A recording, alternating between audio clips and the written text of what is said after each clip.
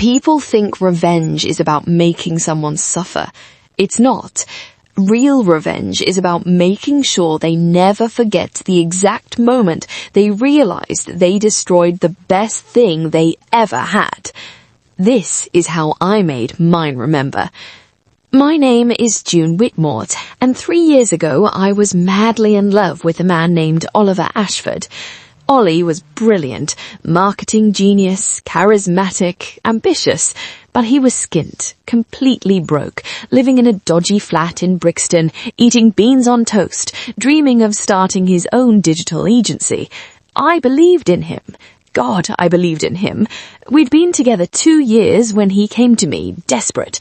June, I've got this opportunity. A major client wants to sign, but I need capital. Office space, equipment, staff. I need £500,000. The banks won't touch me without collateral. I didn't have that kind of money, but I knew someone who did. Uncle Harry. Uncle Harry was my mother's brother, made his fortune in property development, never married, treated me like the daughter he never had.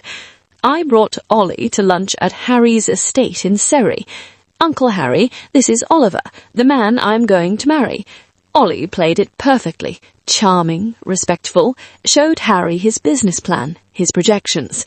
Harry looked at me. You really believe in this one? With everything I have.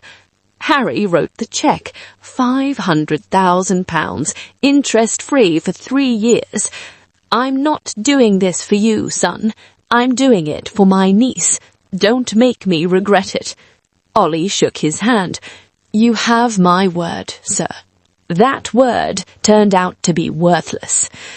Ollie's agency exploded. Within 18 months, he'd landed major clients, luxury brands, tech companies, even a few celebrities. The money poured in, and Ollie, he changed.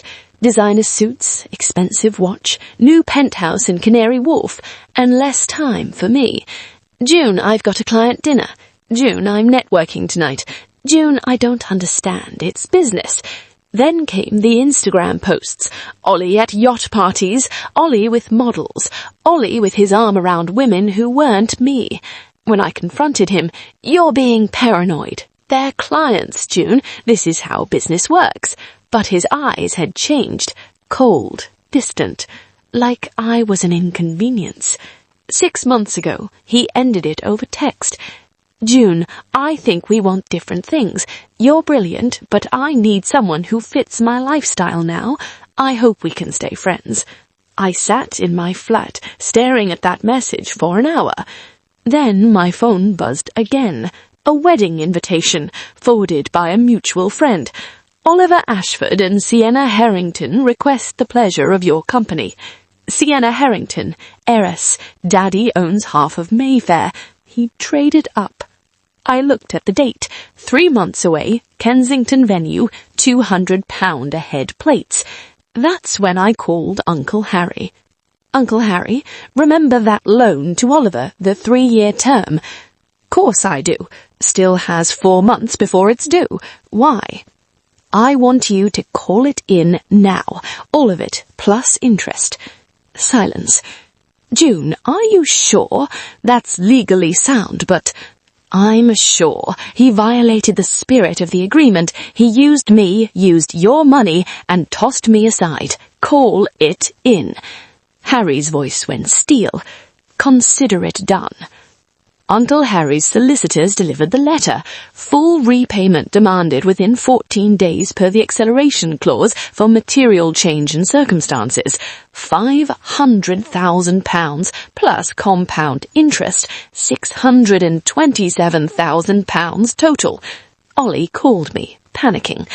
June, your uncle can't do this. The wedding's a week away. I've got everything tied up in the business and the wedding costs. Funny how that works, isn't it?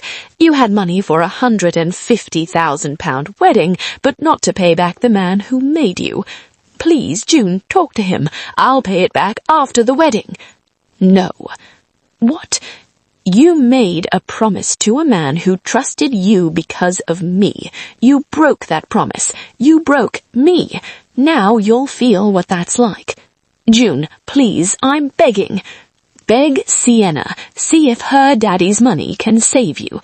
I hung up. Ollie tried to get emergency loans, but his business assets were already leveraged. Sienna's father investigated, discovered Ollie's debt, his reckless spending, his lies about being self-made. The engagement ended 4 days before the wedding. The business forced into a fire sale to pay Uncle Harry. Ollie lost controlling stake. But here's the beautiful part. Uncle Harry, he gave me the repayment money. Every penny. You earned this, darling girl. Your judgment built his business. Your heartbreak exposed his character. It's yours. I ran into Ollie at a Tesco in Clapham. He looked rough, cheaper suit, tired eyes. June. Oliver. Awkward silence. I wanted to say I'm sorry for everything. I was a fool. You were the best thing I ever had, and I... Shh, just stop. I looked at him, really looked at him. You taught me something invaluable, Ollie. You taught me that I'm the kind of person who builds people up, and you're the kind who uses them as ladders, then kicks them away. I don't hate you anymore. I actually feel sorry for you, because you'll spend your whole life chasing the next big thing, the next pretty face, the next upgrade, and you'll never realize that what you had with me, loyalty, real love, someone who believed in you when no one else did, that was the upgrade. You downgraded the moment you let me go. His face crumbled. I walked away, and I never looked back. I used that money to start my own consulting firm, helping small businesses scale ethically. I'm engaged now to a man who treats me like I'm irreplaceable. Because I am. Ollie messages sometimes, asking how I am, hinting that he's changed. I leave them on read, not because I'm cruel, because I'm free. And the best revenge? Living so well he'll spend the rest of his life knowing exactly what he lost, and that he'll never get it back.